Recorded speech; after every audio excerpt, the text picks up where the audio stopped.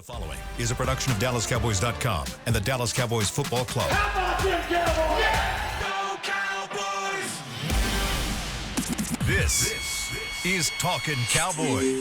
Streaming live from the Dallas Cowboys World Headquarters at the Star in Frisco. C.D. Lamb, touchdown. Parsons has sacked it. Prescott keeps it, and he bangs it in for the touchdown. And now your hosts, Isaiah Stanback, Patrik Walker, Josh Rodriguez, and Kyle Youmans.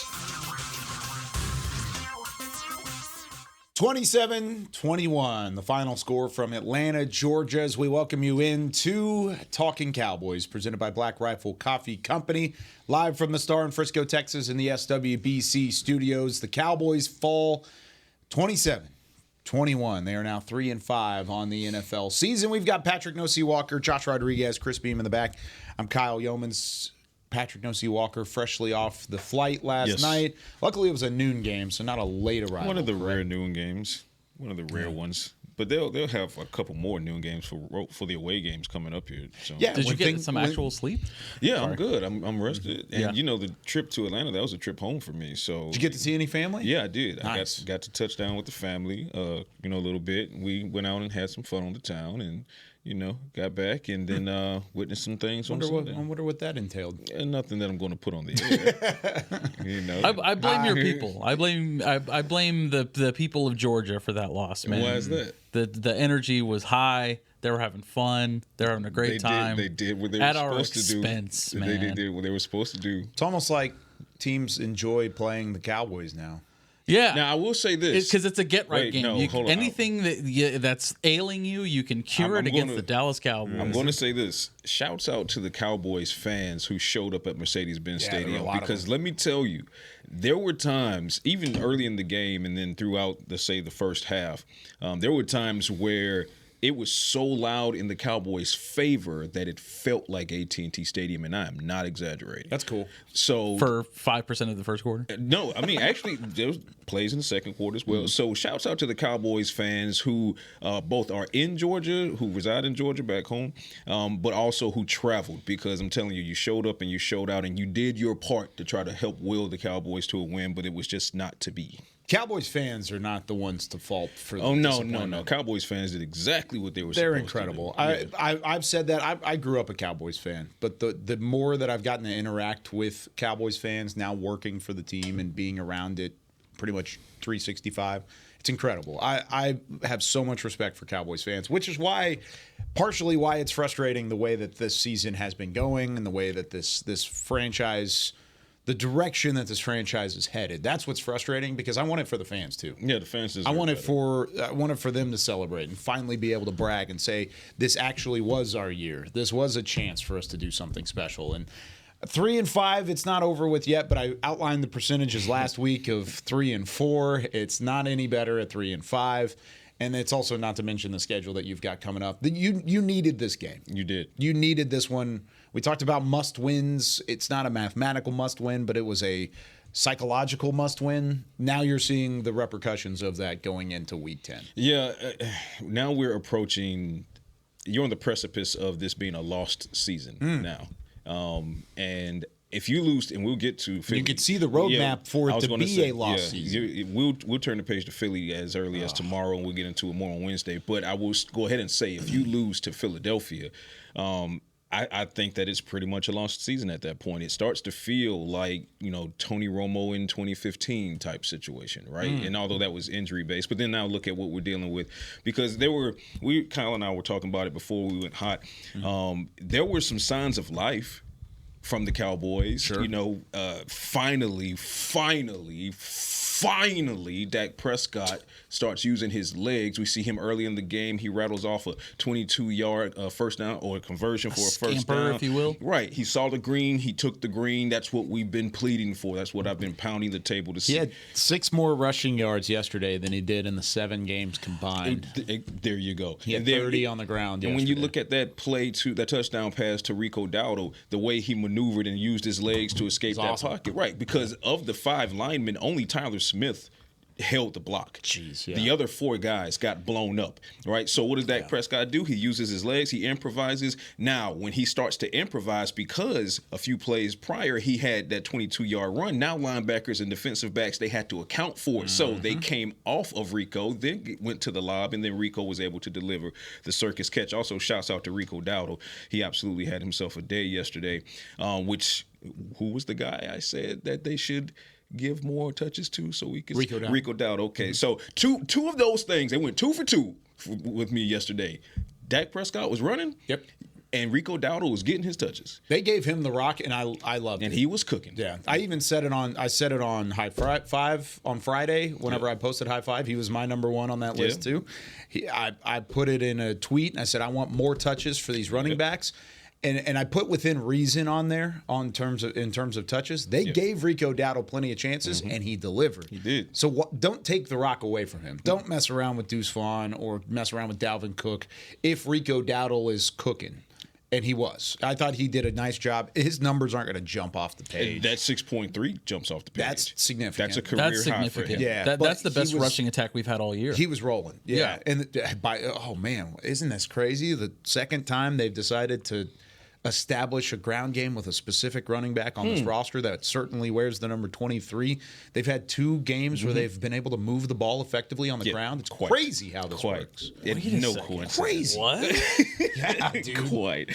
Yeah. No, What? they showed life, but it's crazy stuff, right? The problem is, though, is the self-inflicted wounds reemerged. And they reemerged, and then new types of self-inflicted wounds emerged. When you look at this first drive for the Cowboys, the opening drive, the script was perfection. It was Jake Ferguson for a chunk play. It was Jake Ferguson again for a chunk play. It was Rico Dowdle for a chunk play. And now you get into the red zone. And then the play to Rico Dowdle, you lose yardage, and you end up with a field goal there. I just thought it was a microcosm of the season in that Zach Martin is the one that misses the block on that play. And he got blown up. He got toasted. Yeah, absolutely. Toasted his championship plaza. I'm in the Isaiah chair, so I have to say it. You got to. But to me, that was just all-encompassing of the season that we've had so far. Mike McCarthy actually did a great job scripting out that first series. In it was the great. moment, I even said, I was like, dude, this script is perfect. Yeah, it was magnificent. Boom, boom, It's the boom, best down the field. the Cowboys' offense has looked all season long. Super effective. And they had to settle for a field goal. And they had to settle for a field goal. So that to me was like, that's it. I felt bad for Mike McCarthy in the moment because I was, and you could tell, man. You could. It was very much a. It's just a pain, man. It's just a pain to see it happen, and then it's just the. But team then you know what happens after that is the Falcons marched down the field and scored and scored 7, right? Yeah. But speaking of self-inflicted wounds, so the Falcons, they're moving the ball, they get down the field. You get the Falcons in 3rd and 4. Okay. Bijan Robinson, who I identified and most of us identified as the person that would be the terror for this game if you didn't find a way to bottle him up. And as it turned out, Bijan was the absolute terror of this. He was all over the freaking place. But when we said 3rd and 4 from the Dallas 17, spread 5 motion. I'm reading from my notes. Bijan, he catches the pass, flat left, converts for 7 yards, right? That was the critical play for that particular drive. The Falcons went on to score on that one. Go back and look at that tape. They had only 10 guys on the field. Yep. What are we doing? So we entered week 8. We entered week 7 bye, and week 8 talking about fundamentals. This team was talking about fundamentals, and that goes to tackling and things like that. And the fans were right to say, "Are we still talking about fundamentals in the middle of a season for NFL professionals?" Yeah, we were, unfortunately, and we still are. But now we're not just talking about the missed tackles. And yesterday there were several. Oh yeah. Several more missed tackles. That was bad. But now we're also talking about defensively. You're supposed to know that they're safeties. You're supposed to do your head count, right? And I did see Malik Hooker was clapping his hands. He was trying to tell them that, hey, we're a man short. But the coordinator, Zimmer, where are we with this, right? Flip it to the offensive side of the ball, and the offense has too many men on the field at a critical down in distance, right? And you see Dalvin Cook on the sideline shaking his head like, I didn't know CD was supposed to, not back to, out right? there. Like what was going on? These are the types of mistakes that are made by, say it with me, folks, a bad football team. Okay? Yep. This is a team that is 3-5 that could easily be, 2-6. Right. Yeah, a couple plays don't go your way. 1-7 even. This is just a bad football team right now, and there's so much to fix, and dare I say it, there might be too much to fix. Even with the cavalry coming back, because when the cavalry was on the field, sans Deron Bland, who hasn't played yet this season, you still had struggles against the run. You still had struggles in coverage. So it's not great, Bob. I find it apropos that you're wearing a Marvel T-shirt right now, because that's what we need. I kind of did that on purpose. We need the Avengers, because we definitely don't have the Infinity Stones to fix this team. Now, but who are the Avengers in this case, right? And here's what I mean. Let me go ahead, and this is a quick little news. Literally Iron Man. Iron Man would be great. That'd be awesome. Quick little news. He can stop the run. Quick little news and note, because I know Cowboys fans are wondering whose windows can be opened on IR and when, because it's been some time now. So a quick rundown for here. We'll circle back to the Dak injury, CD injury, Wanye Thomas. We'll definitely touch on that, folks. Yeah. Eligible for the 21-day practice window to be opened as of this week, DeMarcus Lawrence and Brandon Cooks. All right, so you got two heavy hitters there whose 21-day practice window can open on Wednesday. Just a reminder, that gives the Cowboys 21 days to decide if that player is going to be moved to the active roster or if they revert to season-ending IR. So there's a chance DeMarcus Lawrence and Brandon Cooks could be on the field against the Eagles. We'll see. In his IR window right now is Jordan Phillips. His 21-day window closes on November 13th, but they can add him to the active roster at this point whenever they like, okay? Nearing the IR window activation is Marshawn Nealon. His fourth game to be missed will be the Eagles. He has to miss at least 4 games. His fourth mandatory miss will be the Eagles, but I'm told that he's ramping up. Hopefully, won't be too little too late there, right? And as far as non-IR who have missed several games, obviously Deron Bland is back on the active roster. Not played yet, not practiced again yet since having those 2 full practices, then being pulled out of practice. And Micah Parsons, still, we don't know if he's going to be ready to go quite yet, right? We'll know on Wednesday. So that's just a quick rundown of where we're going. So as far as those guys, there are several in there that you could deem as Avengers: Micah Parsons, Deron Bland, DeMarcus Lawrence, Brandon Cooks, if you get the second half of last season's version of Brandon Cooks. But again, I say, will it be enough, and will it be in time? No. Sorry. Way to answer the question. Yeah, I like it. I mean, it goes back to kind of what you were saying a moment ago, where it's self-inflicted wounds. It's some of the same stuff, but it's also new stuff. I thought the Cowboys, if you would have told me you held Kirk Cousins to 222 passing yards, now there's some extra context to that in a minute, you would have held every one of the weapons in the Atlanta arsenal underneath 100 yards receiving, Bijan Robinson underneath 100 yards rushing, I think I would have taken it. Yeah. I think I would have been okay. There were only 310 yards of total offense for Atlanta, but they were efficient every other drive. They scored a touchdown, not field goals, touchdowns on every other drive of the game. And that's a lot of times that's all you need from a team to have success. Is a 50% success rate in terms of scoring 7. Even if you score 0 on those other half of your drives, you're going to win a lot of football games that way. Absolutely. And I just think that overall, going back to what Patrick said, these are all the markings of a bad football team, right? And the fact that Atlanta was able to, on 2 different occasions, convert on 4th down just because they felt like there's nothing the Dallas Cowboys defense could do to stop that conversion. One of them ended up in a touchdown. One of them ended up in a very wide open, horrendously bad defense that led to a pick play that led to the touchdown. It's also fundamentals. Oh, there's that F word again. The other F word. Isaiah broke it down. He's on Good Morning Football this morning, but he broke it down yesterday on Cowboys Game Night. Go back and look at it. He went through the film of the bunch formation, why it gave Trayvon Diggs trouble. We heard from Trayvon Diggs after the game as well. It was a pretty good clip for all of those that might be confused as to what the hell happened to allow for Darnell Mooney to be wide open. Isaiah outlined it almost perfectly. Basically, 2 men can't press at the line of scrimmage because then it just muddies everything up. And at one point, all 3 Dallas defenders Not offensive players. Defenders ran into each other. And then, of course, that's what happens when Darnell Mooney's wide open. And another thing, as far as predictability for the Dallas defense, I mean, Kirk Cousins diagnosed immediately what that was. Yep. And send it right to him, man. It was the clip they showed of him at the line where it's close up and his eyes got big. He's like, all right, come on. Yeah. Snap and then go. It's damning. It's bad. Again, it's a predictability thing on the defense because it's like exactly what we're going to do. And that's why on 4th down twice, they were like, oh, yeah, we got this. Now, contrarily, while the Falcons were operating at a very high level of football on their 4th downs, you have the Cowboys at 4th and 2 deep in their own territory, and they go for the fake punt. When you were only down 4 points at that juncture. That was the nail in the coffin, in my you opinion. Gifted them fantastic field position, and then what did they do on that very next drive? They scored. Kirk tossed right to McLeod, the 11-yard touchdown that we're talking about. They made you pay for that. And when it comes to play calling and decision making, there are some plays that I'm with it. I'm with the trickery sometimes. I said it in real time in the press box when that fake punt. I don't even care if it worked. Even if it worked, I was not for that. In that down and distance, if that's the case, if you want to go for it on 4th and 2, just line up and go for it. Just line up. I agree. It's 2 yards. Just why the trickery? Just line up. Just line try up. to get an offsides. Rico was cooking. Yeah. Right? Yep. Dak was moving. He was using his legs. Sure. Okay? You only have, between those two things, you only have 2 yards to gain.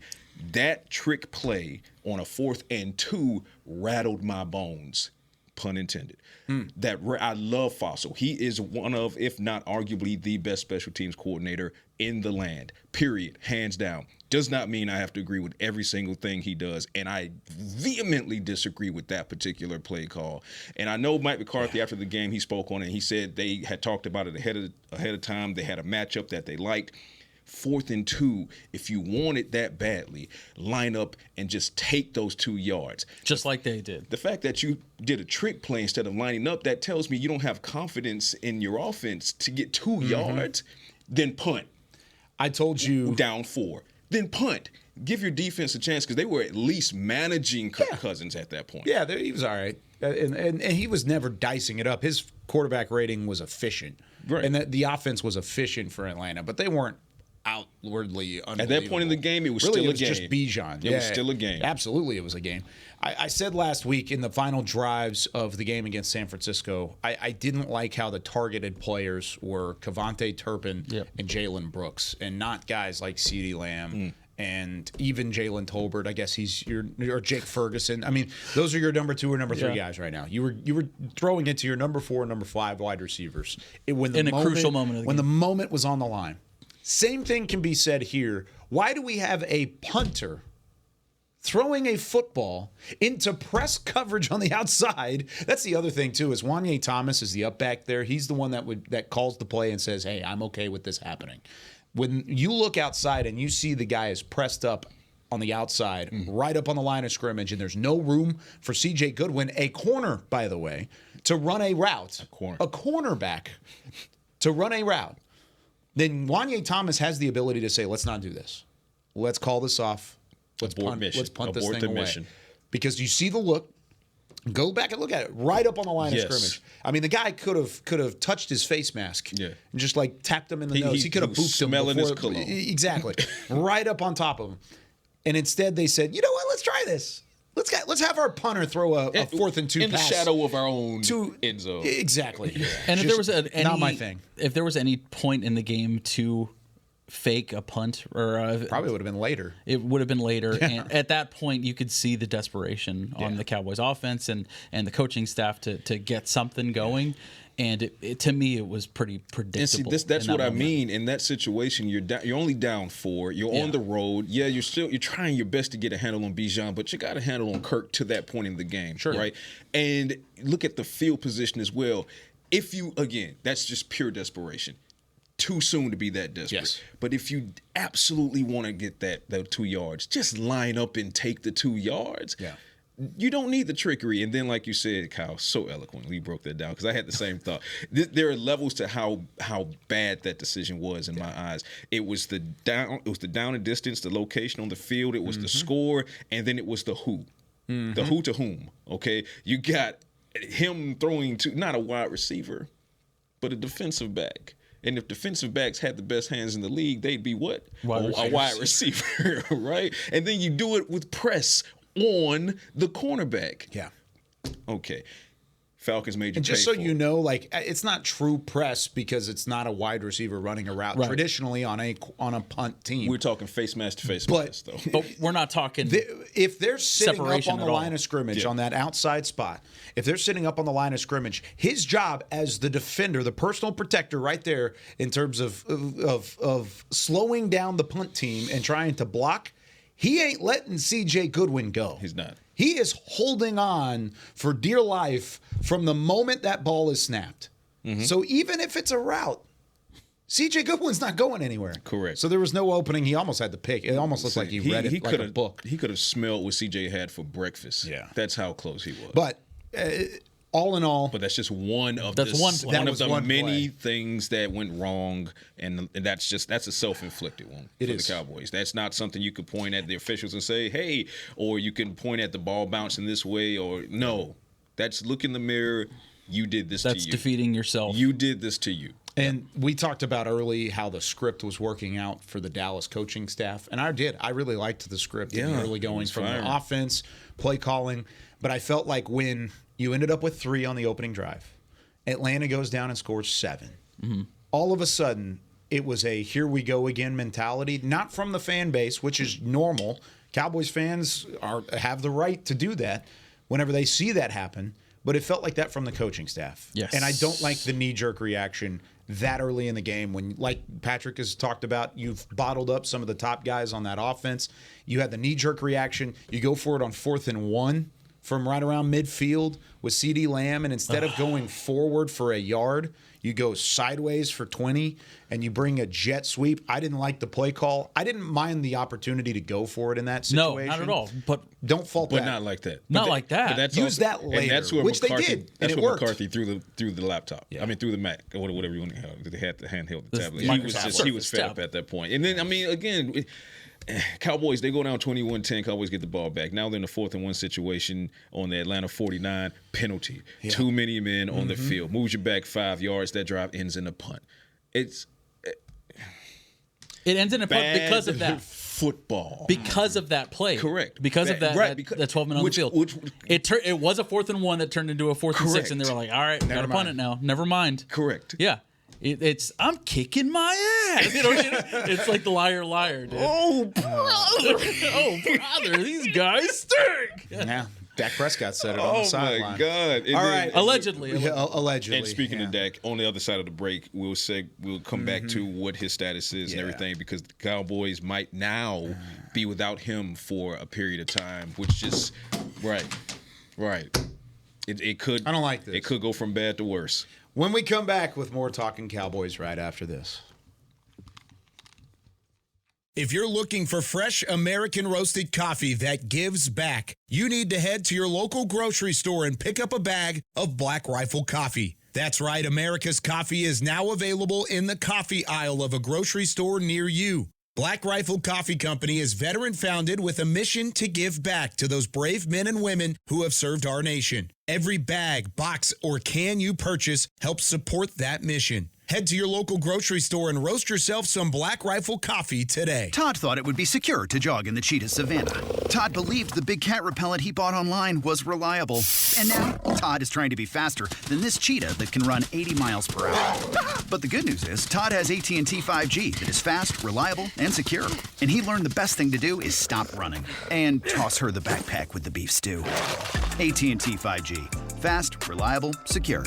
5G requires compatible plan and device. 5G may not be available in your area. See att.com/5G for you for details. It's the official men's skincare brand of the Dallas Cowboys, Jack Black. And right now, Cowboys fans can get 15% off their $75 order. Plus, because every deal needs a playmaker, your order will include a free 5-piece skincare set and free shipping. The Jack Black Playmaker is 4 of Jack's favorites and a full-sized intense therapy lip balm. Make a play for the Playmaker at getjackblack.com/Cowboys with the code CowboysVIP. That's getjackblack.com/Cowboys with the code CowboysVIP. If you shout, "How about them Cowboys?" you have that undeniable passion that's the heart of Cowboys Nation. And if you like to drink Dr. Pepper, you love the unique blend of its 23 flavors. Together, your one-of-a-kind fandom paired with the one-of-a-kind taste of a delicious ice-cold Dr. Pepper is the game day lineup that can't be beat. Better yet, gather your Cowboys and Dr. Pepper fan friends to watch the next game and crack open a delicious ice-cold Dr. Pepper for everyone. The wins will be even tastier. It's a pepper thing.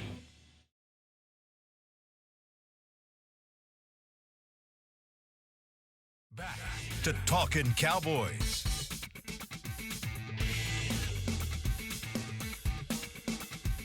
Back here on Talking Cowboys, this portion of the show is brought to you by Quaker Oats, the official oatmeal sponsor of the Dallas Cowboys. Quaker Oats, trusted since 1877. Patrik Walker Josh Rodriguez.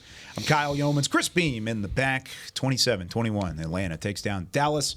Now 3-5, and Philadelphia and Houston on the horizon at home. Not great. Cowboys are one of two teams now that have not won at AT&T Stadium this year. Or not AT&T Stadium, at home this year. Yeah. That's even better, honestly. Yeah. At home, they have not won at home this year. The New York Giants are the other team that have not won at their home That's stadium. Terrible company. Yeah, bad company. So, hey, I don't know, man. Might be picking them on Thanksgiving. We'll see. Will you? Maybe. Yeah, I don't know. I don't know how you can, in good conscience, pick this team for the rest of the season. I really don't. Against the Giants? Panthers, possibly. The Panthers just marched into New Orleans. It took them Then one. never mind. They got Dennis Allen fired. It took them one. Here's the thing is, and it's really funny. It's a tradition of Cowboys social media. Yeah. Cowboys social does a great job of keeping the temperature of the fans kind of hot whenever you have a loss, you go around on Twitter, and Cowboys fans are very vocal on Twitter, as you would assume. But it's a tradition that after every loss, I get multiple mentions, and it's usually more per loss, so like it multiplies as it goes along. When's the draft show firing up? When's the draft show going to start up? When's the and usually it tags me and Brian and Nick Harris and Chris Beam, who does a great job with the draft show too, all of that. So yesterday was the first time I kind of entertained it, and I was like, you know what? What does the draft situation look like for the Cowboys right now? Yeah, because I would rather look at that than look at the upcoming schedule. If I'm being completely honest, bad football. Right now, they would have the 11th pick in the draft. Moving on up. They would have number 11 in the draft. They would be right behind New York, Miami, Tennessee, the Jets, and that would be 7, 8, 9, 10. Cowboys picking at 11th. In the draft, almost in the top 10. Man. Last time they had a pick that high, they got Micah Parsons, so that's something to keep an eye on. But, yeah, that's true. He's played well this year. All right, let's talk about some of these other guys that might be a little banged up. All right, so and before we forget, we need to touch on the Zeke situation as well. So so Dak Prescott, he suffered a hamstring injury at the back end of the third quarter.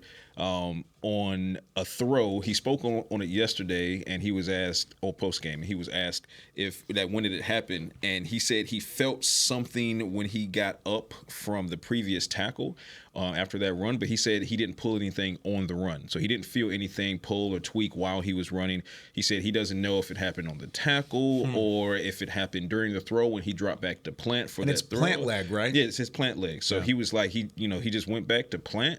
And he felt it, and he was asked, well, what was it? He was like, quote unquote, something I've never felt before. That is not what you like to hear. Oh, gosh. No. That is not what you like to hear. I didn't hear that one. Yeah, he said something I've never felt before. This is a professional athlete who has played sports and football his entire life, and this particular soft tissue matter that he's dealing with is something he's never felt before. So, not great. CeeDee Lamb, he suffered what I'm being told is a sprained AC joint in his shoulder. That's what Isaiah thought it was. Yeah, sprained AC joint in his shoulder. He did return to the game, which I was adamantly against. Because at that point, it's like, what are we risking him for? But nonetheless, I think if it was up to the training staff, I don't think he would have been back. A little fair. Maybe not. I don't think he really allowed for them to say anything. Two things are true. credit to CeeDee Lamb for fighting and showing that he is willing to fight. And because so often you'll get people and fans saying, oh, he got the money, he's soft, whoever that player might be. Not necessarily respective to CeeDee, but whoever that player might be. But you got CeeDee Lamb, he's already got his money and everything, but here he is with a sprained AC joint out there getting you a 2-point conversion to try to help will your team back. Taking a shot on that shoulder right after that. You could see the pain. I watched him, trying to get on the plane. He needed help with his luggage, right? So when we're talking about the status for CeeDee Lamb going forward, don't know yet if he'll be available for the Philadelphia Eagles game, even though he returned for the Atlanta Falcons game, because now we might be talking about a trainer's decision and saying, hey, no, we're not feeling this, okay? Wanye Thomas, he was evaluated for a concussion, so we don't know what his status is going to be this week either as he enters concussion protocol. So those, on top of losing the game and the self-inflicted wounds that helped you lose the game, you lost your franchise quarterback. You nearly lost your franchise wide receiver for the rest of the game, but you might have lost both of those guys for at least the next game, minimum, at least maybe. And then you lose an up-and-coming safety who, to me, should have been getting more reps at the safety position up to this point anyway. And I started to see Wanye get more burned defensively, and that's what sucks about it, is that was the game where I saw him getting the most defensive snaps of the entire season, and then he suffers a concussion, and he might be out for at least a game or so. And then before the game even kicks off, you got running back controversy because the Cowboys opted to, leave Zeke here in Dallas and not let him travel. Team discipline is what it's being called. Jerry Jones said it was, late for meetings and things like that. So Mike McCarthy, after the game, asked about it. He said they'll talk with Zeke today, Monday, and quote unquote see where we are. Okay, could this all get any messier? No, and you're adding. Don't ask that question. It could totally get messy. Yeah, you're adding. It could absolutely get messy. You're adding injury to insult at this point. Literally. Yeah. Flip it. I like the way you put title. That. Right? Yeah, injury to insult. That's good. Like you said with CD specifically, the toughness, the grit to finish out and to continue forward with that game. I commend him for doing so. And this is the same CD that we saw in week 2. I mean, there's definitely a growth process. I mean, that is a young man out there. Like it seems like a changed mindset. It maybe not a changed mentality, because your mentality doesn't just flip over 6 weeks. It's usually going to be kind of ingrained.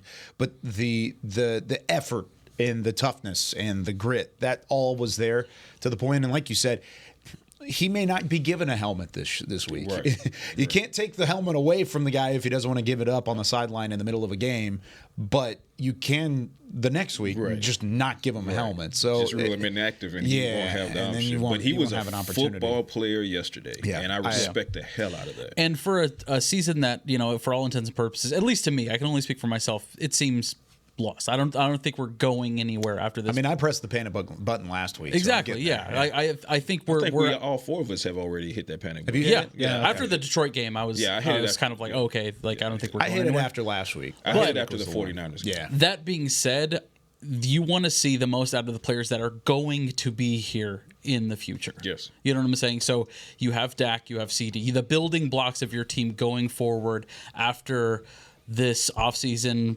maybe possibly implodes, right? For CD to come back in that second half after the injury, after just repeated again and again and again reps right to that shoulder, even after his 2-point conversion when they nailed his shoulder, which was on the way up. Clearly kind of intentional. Oh, yeah, it was a cheap shot. Yeah. For sure. He was late to the spot. Yeah, but he was going to give him a little love. Yeah. And it wasn't even I don't blame him for doing so. It wasn't that much either. It wasn't a huge... It wasn't dirty, but it was intentional. It was intentional, though. Yeah. He could have been dirty and actually laid into him. So it wasn't dirty, but he did it on purpose. I agree with you on that one. But to see him actually bounce back from that and, grit through a performance like that, get his team on the board. I don't think the game was necessarily lost at that point. I don't know exactly how you would have clawed back. But, statistically, the science says the game was not over. That's correct. Right? And Cooper Rush did, after some stumbles early on in Cooper Rush's first drive or two, he found a little bit of a rhythm there, right? So, the game was still within reach. But statistically, although the game was still in reach, realistically speaking, as far as the flow, the momentum, the game was more or less, it felt like it was over once Dak was ruled out, right? And I mean, even Dak, he's over there dealing with a hamstring issue that he, quote unquote, has never felt before. And his first question to the trainers was, can I make this worse if I keep playing through it? He wanted to get back out there and play it. So, he was actually shut down. Yeah. He was shut down, right? Yeah, his helmet was it's gone. Right. So their answer was forget about it. So I don't know, man. I mean, again, this is starting to feel. We're gonna need more of that as the year goes on. I love it. We need a little bit more. We are starting to feel more and more like a lost season. Go sit down, if I don't know, and we'll talk about this more as the week goes on and we get more information on Dak Prescott and CeeDee Lamb. But I'll just go ahead and say right now, if Dak can't go, and not a knock to Cooper Rush because he gave you 4-1 in the stretch that Dak Prescott was out, so Cooper Rush is capable. But when you're entering against a division rival who's also good in and outside of the division, you haven't won a game yet at home, and you might have to do it without your franchise quarterback and maybe without your franchise wide receiver. And your franchise edge rusher and your other franchise and all of the other and a cornerstone record-setting cornerback who had a setback and can't get back on the practice field right now. This is as close right now as it's been to potentially a lost season. And if you drop this game against the Eagles, like I said atop the show, then it's just like, okay, unleash Trey Lance. And as the put him on the field so you can see if he's going to give you something as far as being a possible QB2 next season. That's when the experimentations have to start, right? And you start going down the depth chart and saying, okay, well, Rico I think has earned a right to return.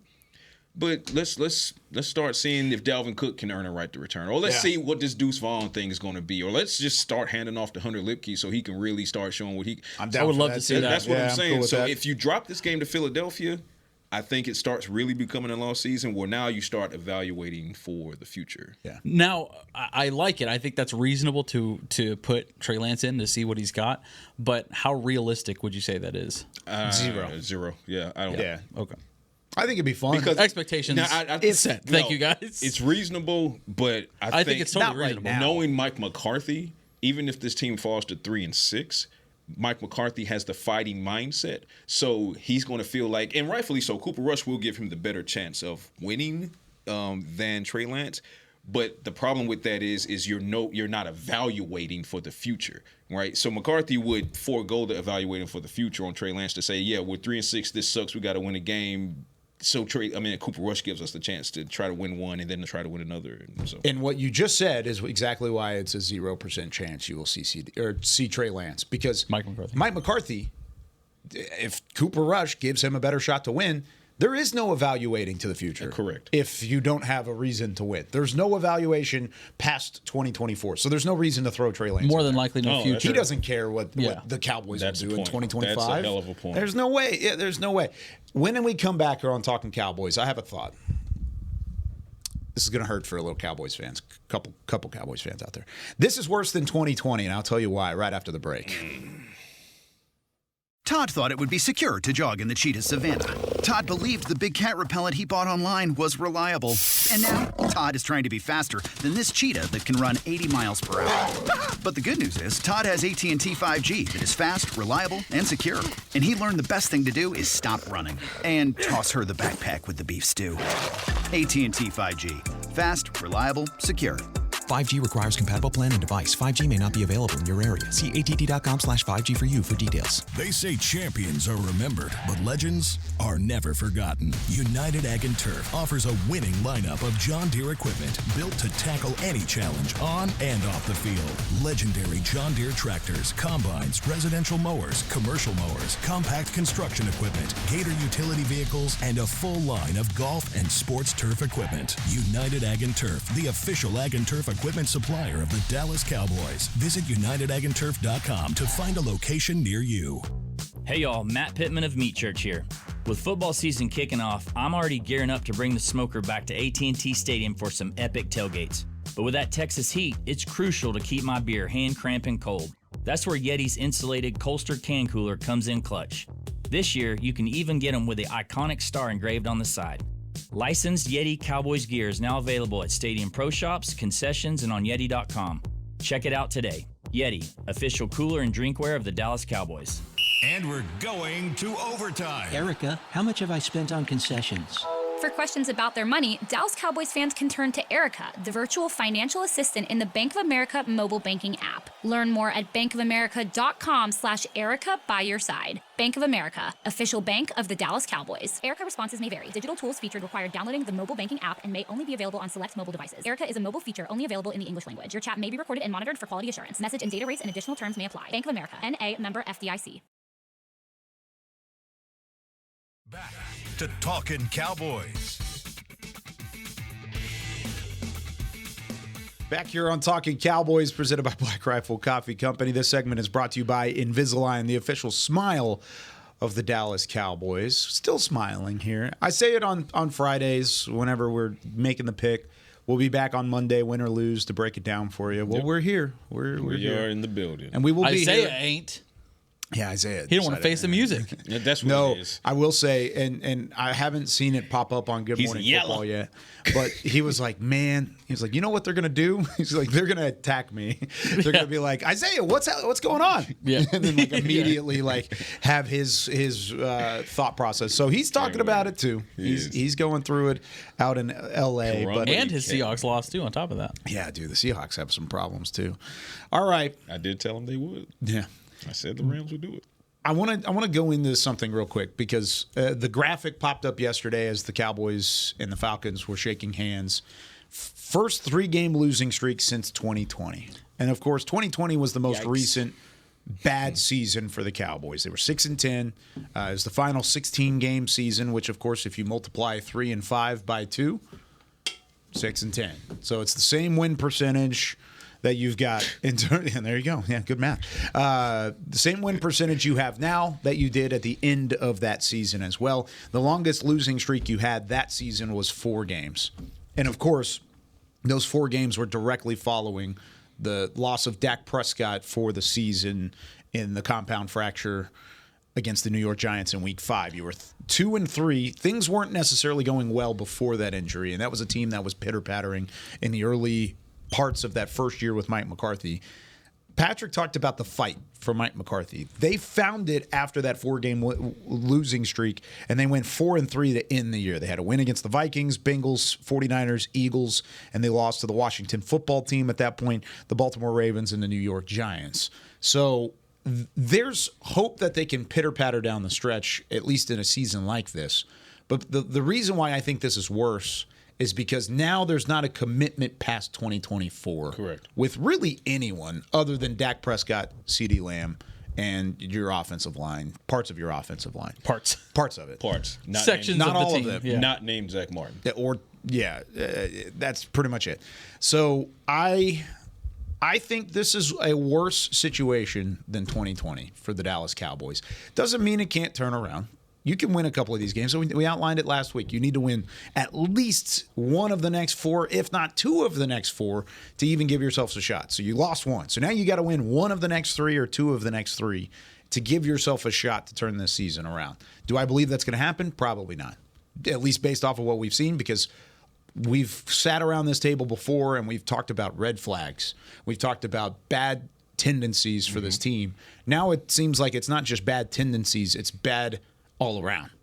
And that's where I'm at with this team. I've the hopium that used to be there and the optimism that used to be there around the Dallas Cowboys for me is just not there anymore. But see, and that's because something has to lend itself to giving you that hope, right? So as you sit here at 3-5, you would love to look at the Philadelphia Eagles game and say, you know what, this is where the team gets right? They they're not going to go winless at home the entire season. No better team to get off that snide. That'd be awesome, right? Yeah. That would be fantastic. Problem is, you probably just lost Dak, Yep. who found his legs against the Falcons, Literally, yeah. and then loses and promptly lost one of them. Right. You might not have CeeDee Lamb. And let's say Dak does play. Let's say miraculously Dak does play against the Philadelphia Eagles. Now we're going from begging Dak Prescott to run because the pressure in his offensive line isn't holding up to him not being able to. Literally not being able to run against the Philadelphia Eagles defensive line. That is a very dangerous situation. Well, and if it's his plant leg, too, how is he going to throw the ball 15, 20 yards down the field? My point is, there has to be something that gives you hope. And you're losing things that could. As soon as something gives you hope, you lose it. Yep. Right? Dak is running with his legs. You lose that. Okay, with CeeDee Lamb and Dak, the connection in the fourth quarter, and the previous game starts to hand up, and now CeeDee your pass AC rush, joint your sprain. your cornerbacks. Okay, well, we got guys that are soon to come off IR. Okay, wait. Setback. Ron Bland. It's like, okay, he's here. Oh, nah. When will he be back? No clue. Okay, all right. So that's what I mean. Kalen Carson's back. You better tackle people with that injured shoulder. But then miss tackles, right? So what exactly is it that could possibly give you a substantiated hope? It's not the strength of schedule. It's not the injury report. It's not the productivity on the field on either side of the ball. It's not the fundamentals. Mm-hmm. It's not the improvement in not getting penalties in critical situations. Where is it? And if you don't have an answer for that, then you can understand why I'm saying what I'm saying, in that if you drop this game to the Eagles, this now has all the ramifications thereafter of what could be a lost season. But I don't see how you mount up. It's not impossible. It's the NFL. Anything can happen. Absolutely anything can happen. They could march in there and just blow the doors off the Eagles. I can't sit here and tell you I see that. I don't see how that happens.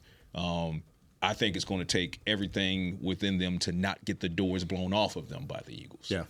I don't want to say any specific names because we've got to walk by these guys in the hallway. We've got to talk to them at time to time. Say it with the chest. I just don't want to say names with a specific question. But okay. There's a reason why I'm asking the question. Because it's not just individuals. It is the team. It's the team. It's the situation as a whole. Collapse. Would you take a moment, because of what we're saying and the lack of hopium and the lack of opportunity and the current situation of the roster building at this point in time, would you sell at the deadline heavy? Deadline coming up tomorrow. You don't have a whole lot of time to work on it, but with the given information and with the sample size that you've been given in 2024, I certainly don't think it's turning around because of what just happened.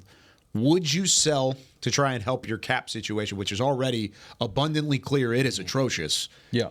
Would you do something at the deadline? Selling, not buying. 100% sell. I think at this point, this team has proven that they really only want to rebuild with the draft.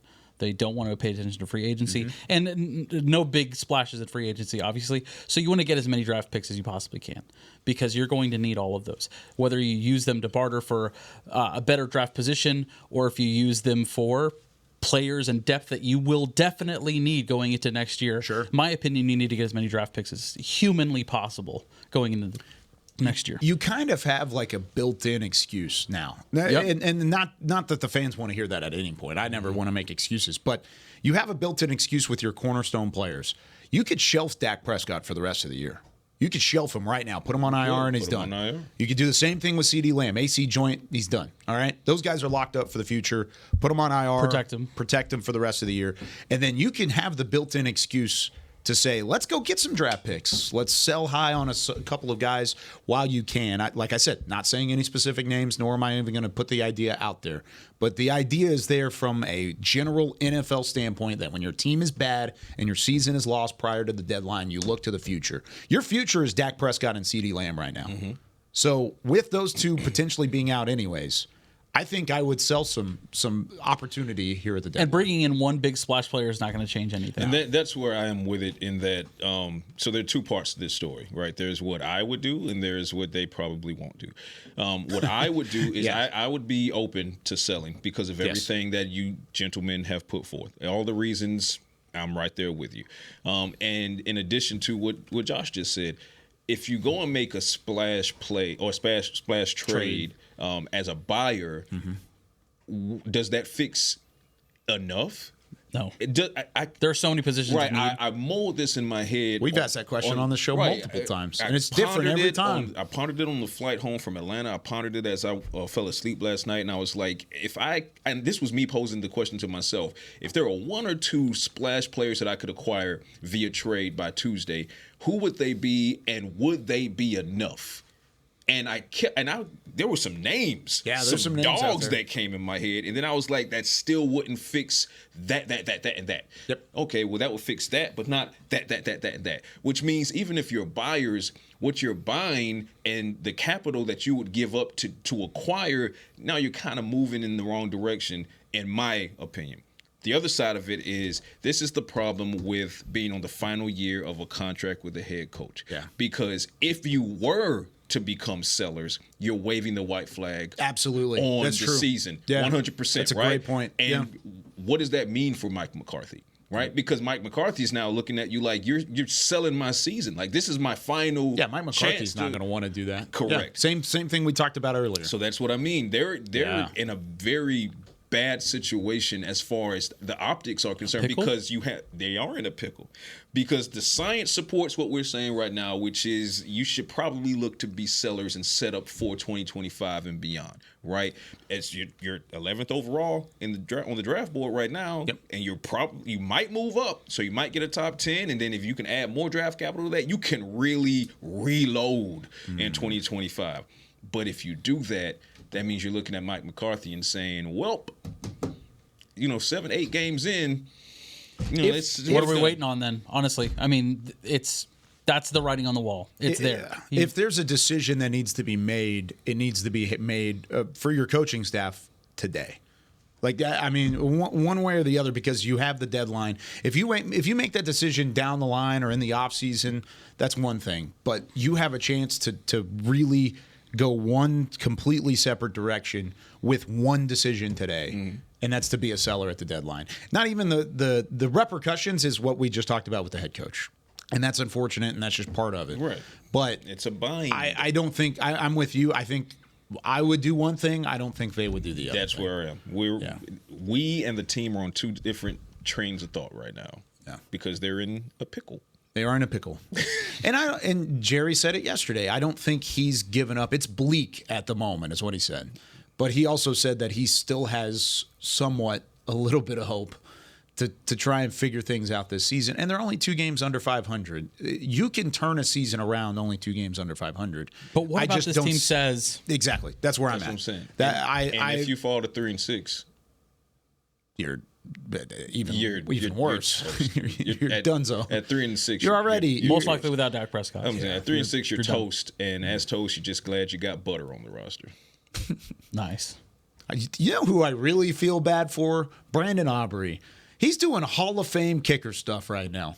And I would use a different word if I wasn't on the air. This is Pro Bowl. He is the top kicker in football, and it should be celebrated as such because he kicked another 58-yarder yesterday, like it was a PAT. I mean, come on! I feel out of anybody on this roster that I feel bad for. I feel bad for Brandon Aubrey. You talk about doing your job; he does it so well, and now it's turned into the butt of a joke. Well, listen, that's the problem. Don't feel bad for Brandon Aubrey for a couple reasons. One, I'm proud of the path that he had to go through. His story is just phenomenal. Sure. Fantastic. So look at where he is now.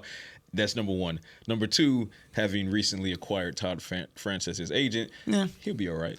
Yeah, but his contract's not up until 2025, and he's a restricted free agent into 2026. He ain't going to get that bag for a minute unless he holds out, which we're going to see a kicker hold out for the Dallas Cowboys in training camp next year, and we're just going to have to deal with it. The man's still living his dream right It's now. just, He's living his dream as the best kicker in the NFL. Most of what I'm saying is facetious and just You know who I feel ranting. bad for as we close out the show?